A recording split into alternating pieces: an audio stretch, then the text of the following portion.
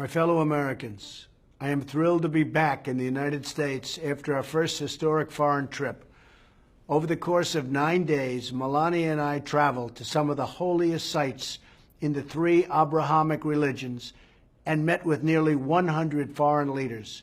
Everywhere we went, my goal was to advance American interests, to build a coalition of nations to drive out the terrorists, and to unlock a future of peace, prosperity, and hope for all Americans and people around the world. In Saudi Arabia, I was honored to participate in a historic summit with the leaders of more than 50 Muslim and Arab nations, where King Salman and many other leaders expressed their desire to take on a greater role in defeating terrorists who murder innocents of all faiths.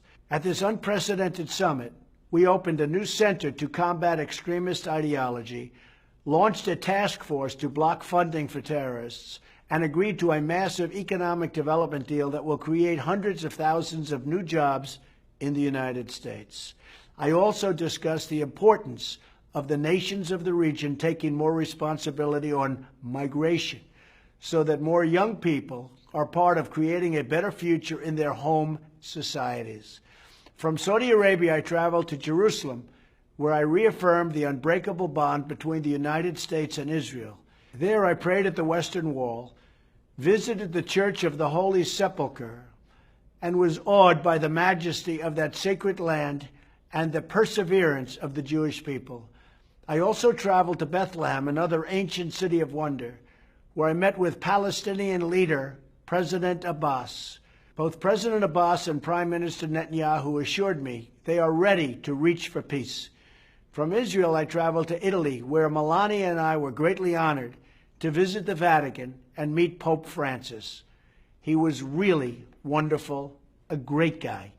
Then I traveled to 2 summits with our key allies. First, the NATO summit in Brussels, where nations agreed they must do more to meet their financial obligations and pay their fair share, because right now it is not fair to the United States, but it soon will be. Next, I attended the G7 summit in Italy, where we worked to improve coordination on shared security threats, achieve more fair trade that gives workers a level playing field, and agreed on the goal that refugees should be resettled as close to their home countries as possible so they could be part of the future rebuilding. Before we returned home, I was delighted to conclude my trip by visiting American military families. Unbelievable people, the true source of our strength. We will always protect those who protect us. Our first foreign trip was full of historic and unprecedented achievements.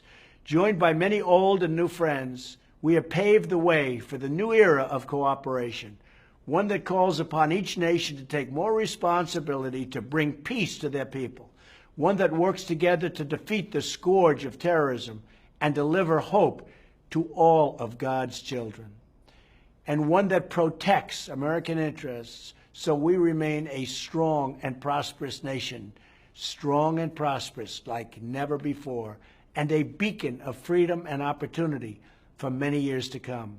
Thank you, God bless you, and God bless the United States of America.